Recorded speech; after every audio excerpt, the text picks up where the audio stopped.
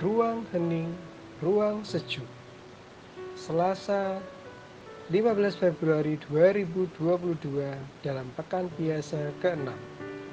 Peringatan Santo Claudius de la Colombia.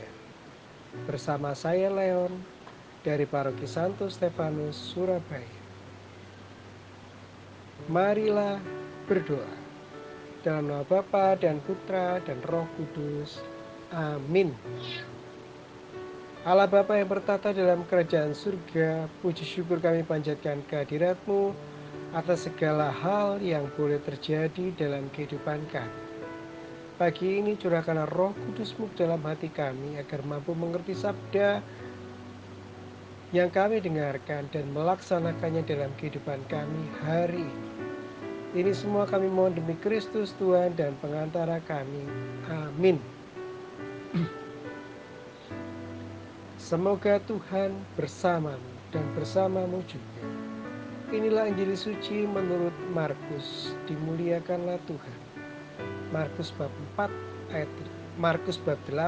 ayat 14 sampai dengan 21. Kemudian ternyata murid-murid Yesus lupa membawa roti.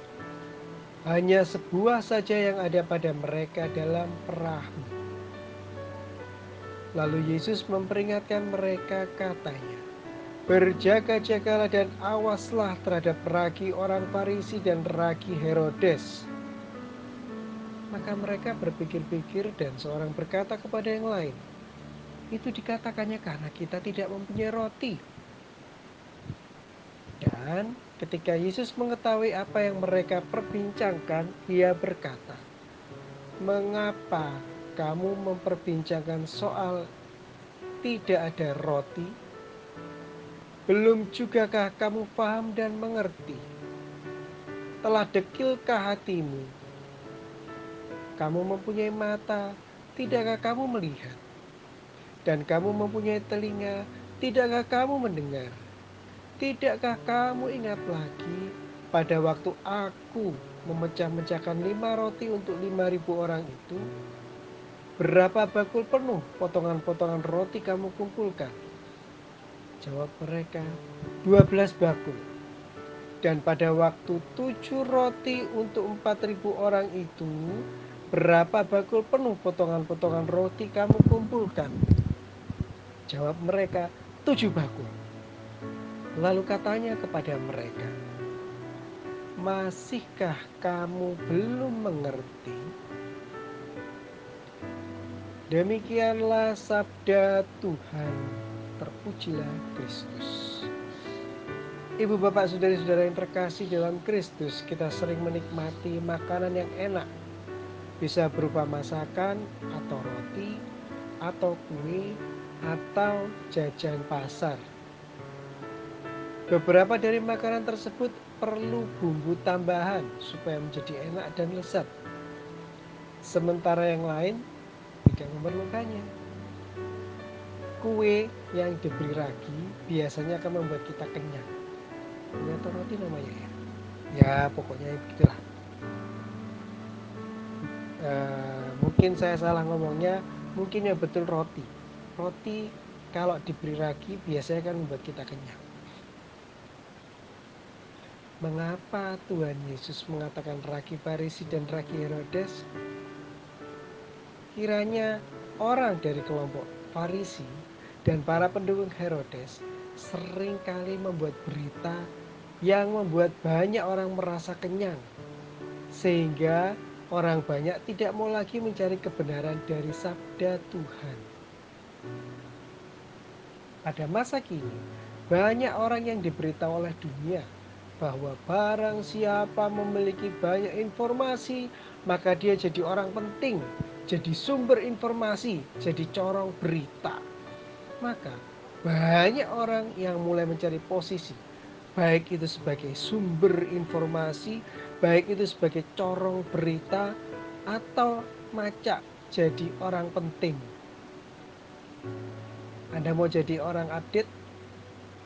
Silakan memilih menjadi salah satu dari yang sudah disebutkan di atas. Puji Tuhan, hari ini Tuhan Yesus dalam bacaan Injil mengingatkan kita untuk berhati-hati kepada ragi Farisi dan ragi Herodes.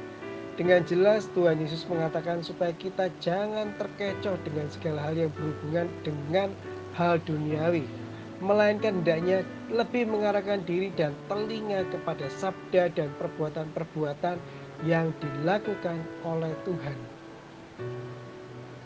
Hendaknya kita mulai saat ini fokus untuk membaca kitab suci dan merenungkannya untuk kemudian melaksanakannya dalam kehidupan kita.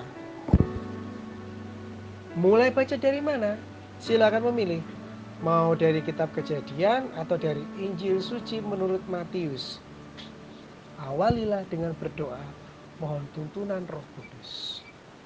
Lalu mulailah dengan membaca satu perikop setiap hari.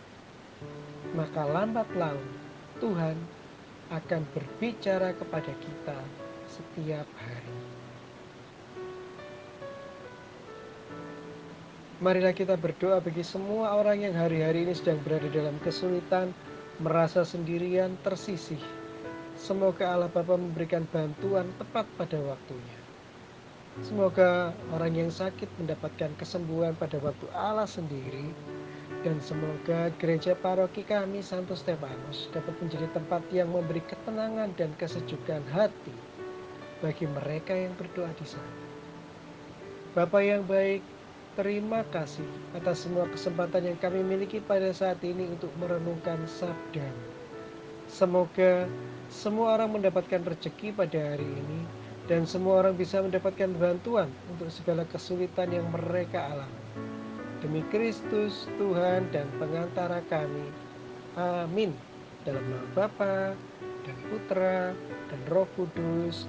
Amin.